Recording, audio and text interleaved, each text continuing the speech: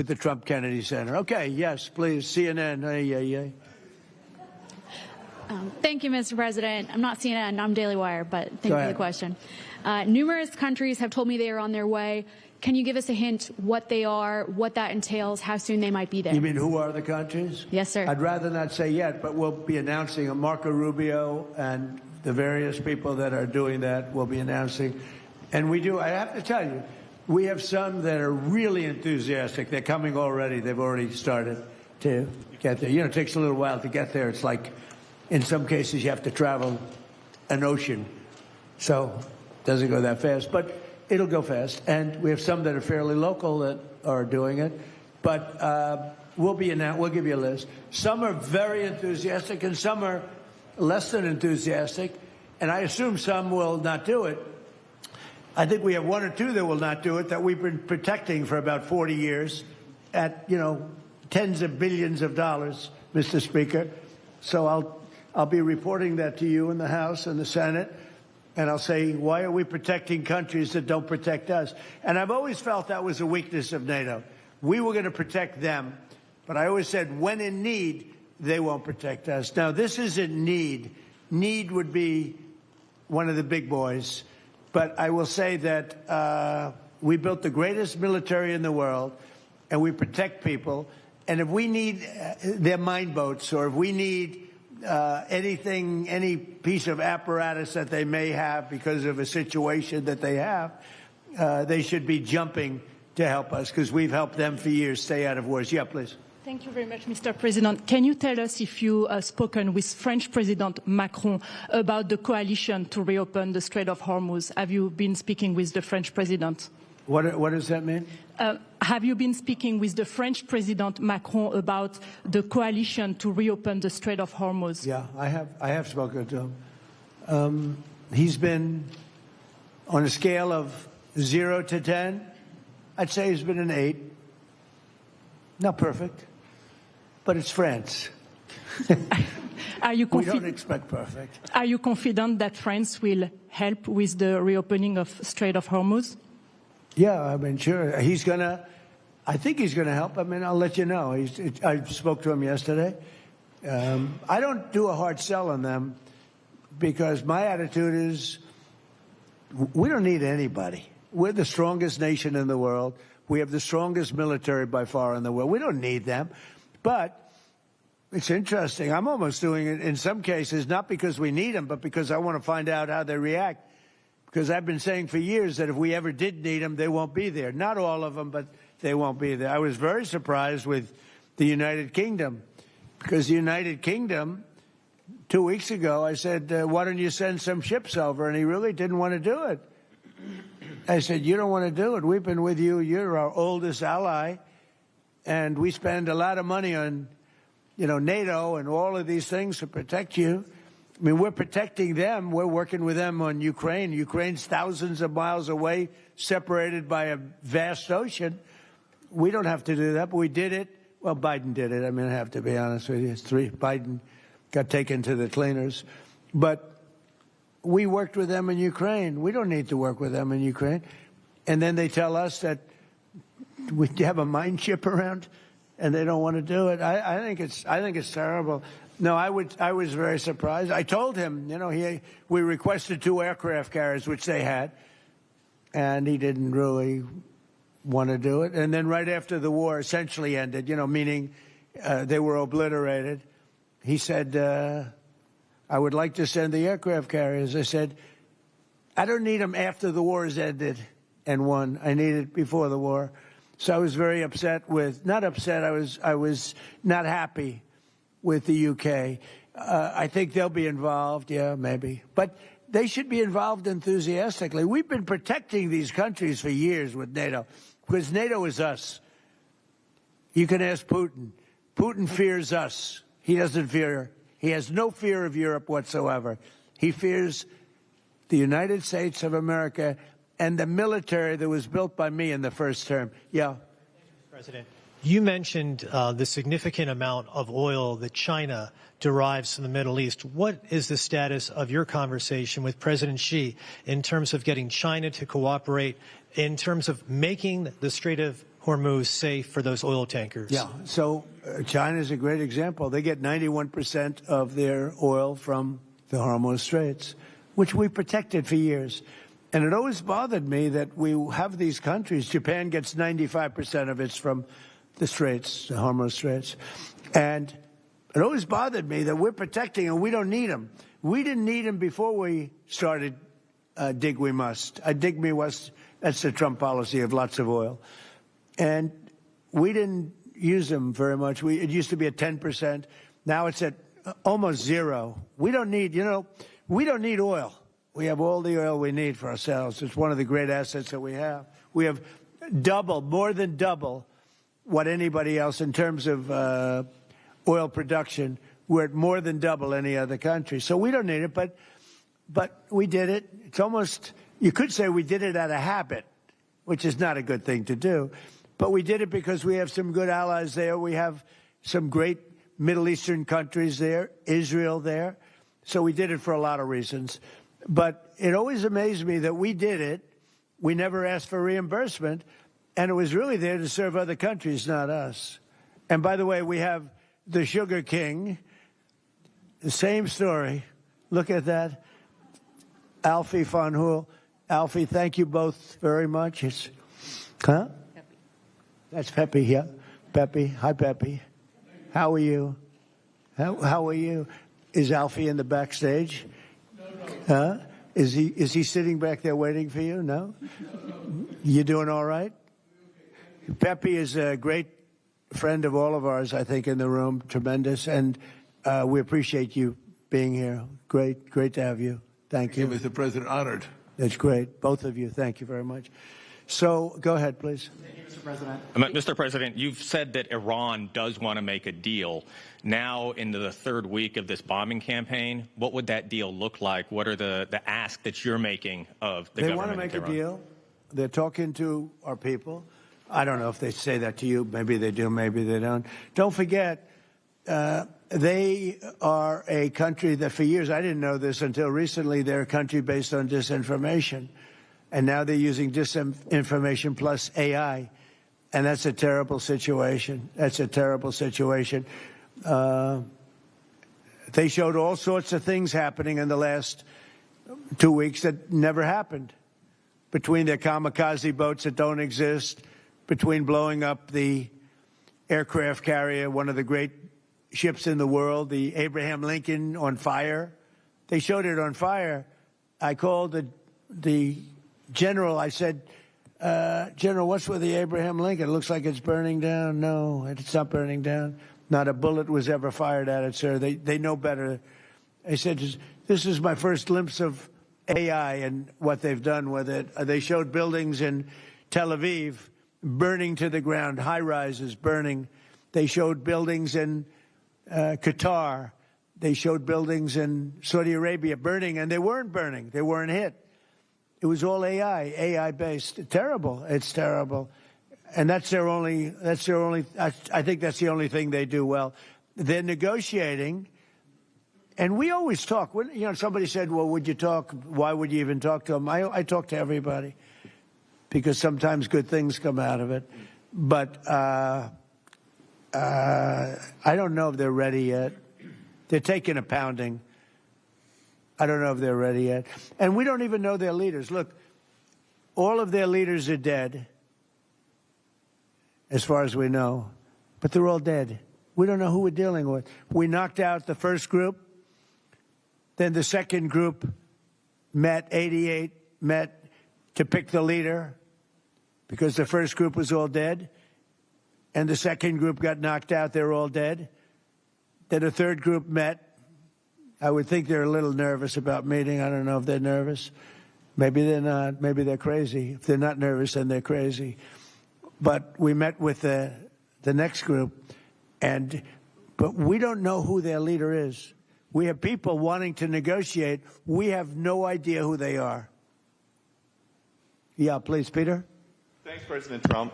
What are your advisors telling you about the Ayatollah's son, the new supreme leader? What are they telling you about him? Well, it's not only them, it's you people. I mean, a lot of people are saying that he's badly disfigured. They're saying that he lost his leg, the one leg, and he's, been hurt very badly. Other people are saying he's dead. Nobody's saying he's 100% healthy. And he hasn't spoken because the Ayatollah would sit and he'd spew hate from a form of a throne. Not as nice as a throne. I like the English throne much better. But it was a fancy chair. But he'd spew hate from his chair. But you see him a lot, right? This one we haven't seen at all. So that could be for a lot of different reasons. We don't know, Peter, if he's dead or not. And now that you've announced... I will say this, nobody's seen him, which is unusual. Something else. Now that you've announced that the U.S. has destroyed all of Iran's mine-laying ships, why can't the U.S. just immediately reopen the Strait of Hormuz? Well, we could, but it takes two to tango. We have to get people to take their billion-dollar ship and drive it up. If when Pepe has his big sugar ships coming around and they cost $1 billion, and we say, I think it's okay now, Pepe, take your ship, drive it through the Strait of Hormuz. He may say, let me wait a little while, because it takes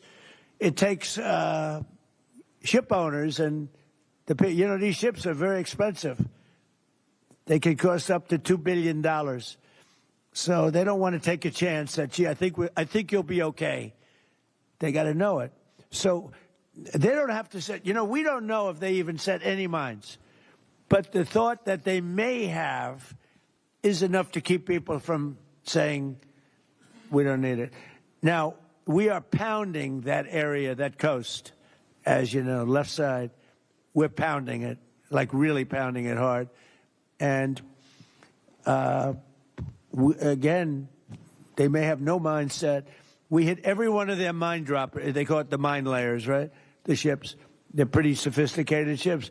Every one of them is gone. But it only takes one. So it's a little unfair. You win a war, but they have no right to be doing what they're doing. But we're hitting them very hard. And today is a big day where we're pounding a certain area that has very much to do with the Strait.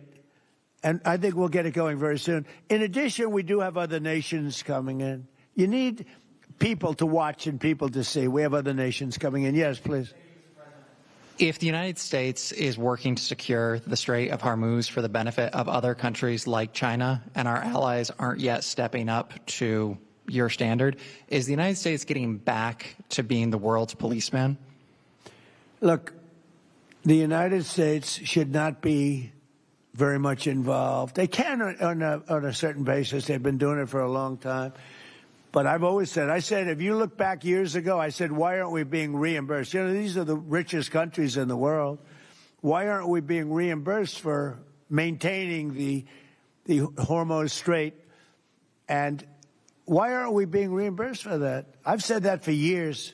You can go back. They reported on it yesterday. I've been saying a lot of things about the Straits. Number one, I said it's the one advantage they have. But that's a suicidal advantage because they kill themselves more than they kill the rest of the world.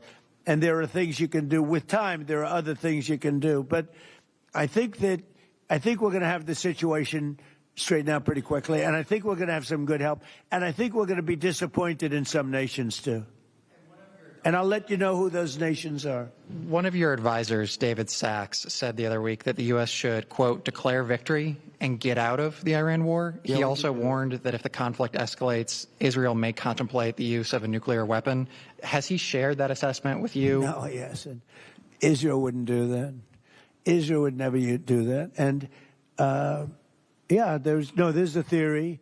You've pounded them to hell, and you can just leave now, and it'll take 10 years for them to build back not nearly what they have right now. And I guess that's another theory. But we want to have it ended so that another president doesn't have... Look, for 47 years, no president was willing to do what I'm doing, and they should have done it a long time ago. It would have been a lot easier. There's no president that wanted to do it, and yet every president knew. I've spoken to a certain president, who I like, actually, a past president, former president. He said, I wish I did it. I wish I did. But they didn't do it. I'm doing it. Yeah. Which president? I can't tell you that. I don't want to embarrass him. It would be very bad for his career, even though he's got no career left. Go ahead. President, please. you mentioned. How about the man right Thank you, sir. Mr. President, you mentioned that you're not entirely sure who you're dealing with, who the leadership is in Iran. Do you see a viable opposition movement still in that country following all of the protests that we had seen before the airstrikes and kind of an opposition movement that could become a viable leader in Iran? Well, the biggest problem, and, we have brave people in this room, but the biggest problem that I see is that, they put out a warning, and we have the warning. We get everything they get. And it said any protester that goes onto the street will be immediately shot and killed. This is a little tougher than the American way. This is not quite as tough as, nobody can believe it. So I can't imagine, they don't have guns. And the other ones have guns. Highly sophisticated machine guns and AK-47s and other kinds of guns. And they did that with the women. So the women had 250,000, even 500 people protesting a year ago. And they shot women right through the middle of the forehead with snipers. And they didn't have to do many. About 10 went down bleeding profusely. And 250 to 500,000 women went running in the other direction. Because they can be brave, but they're not stupid. And they have no gun, and you have snipers in buildings specifically for this reason. So a woman goes down falling, bleeding from the head, and it doesn't take long for that to spread. And when that spreads, that crowd dispenses. And nobody else has been able to do that to the extent that these people are violent. They killed a minimum 2 weeks ago, 32,000 people. So, and they put out actually a notice 2 days ago, if you protest, you will be shot and killed. So, I don't know. I would say Mike Johnson's the only person I know who has the courage to go out in that kind of an atmosphere. I don't think so. Right? Yeah. Have your advisors told you anything in terms of how long we can expect gas prices as high as they are right now? I don't need advisors to tell me that. I know what it is. The Prime Minister of UK, United Kingdom, yesterday told me, I'm meeting with my team to make a determination. I said, you don't need to meet it with the team. You're the Prime Minister. You can make your own. Why do you have to meet with your team to find out whether or not you're going to send some minesweepers to us or to send some boats? I said, you don't have to meet with your team. It's the same thing here. I can tell you that when this is over, oil prices are going to go down very, very rapidly. So is inflation, so is everything else. But frankly, much more important than short-term, even long-term oil prices, you can't let the most violent, vicious country in the last 50 years have a nuclear weapon, because the Middle East will be gone. Israel will go first, without question, and they'll certainly take a shot at us before we get our act together and say we got to take them out. You can't let Iran, who's truly a nation of great terror and power. Look what happened in the last 2 weeks. They weren't supposed to go after all these other countries in the Middle East. Those missiles were set to go after them. So they hit Qatar, Saudi Arabia, UAE, Bahrain, Kuwait. Nobody expected that. We were shocked. And the other one, they fought back. They could have yielded. But think of it, if we weren't around, they had tremendous power. They had thousands of missiles, most of which we've terminated. They had thousands of drones. They were making drones and missiles all over the place. We've knocked out most of those factories. I mean, now they're sending out 2 or 3 missiles. Now, they've still got some. They might have 8% left. But mostly they've been eliminated. They've been terminated by what we did and what Israel did, too. Yeah, please. Israel is expected to expand its ground offensive in southern Lebanon to go after Hezbollah. Have you discussed that with Israeli leaders? Yeah. And does the United States support a potential Israeli invasion of Lebanon? Yeah, no, I did. And I know, look, Hezbollah is a problem. It's been a problem for a long time, not just now. And it's a certain area, because I was with the other night a person whose parents live in Lebanon. This is a very substantial person, wealthy person, whose parents live in Lebanon. I said, really? How do you live in Lebanon? Your parents are living? Oh, yeah, they live there. And over the years, they've gotten used to the fact that it's being bombed. But they explained to me that it's really a different section of Lebanon. It's the section where Hezbollah is. And they get used to it, I guess. I don't know. I mean, people live in Ukraine. You would think they wouldn't live in Ukraine, but they live in Ukraine. I don't know that I'd do that. But they live in Ukraine. They live in Lebanon. Hezbollah is a big problem, and they're rapidly being eliminated. Thank you very much, everybody. I appreciate it.